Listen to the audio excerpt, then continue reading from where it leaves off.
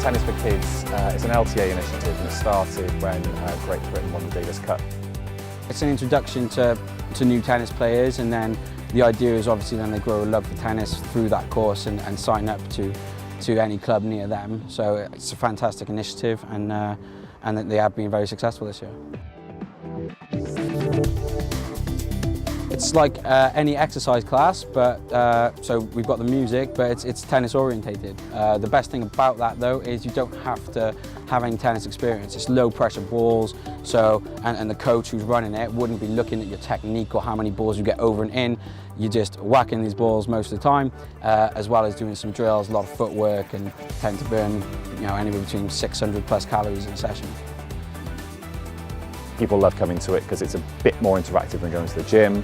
You can improve your tennis at the same time, whilst it's not marketed as a coaching session.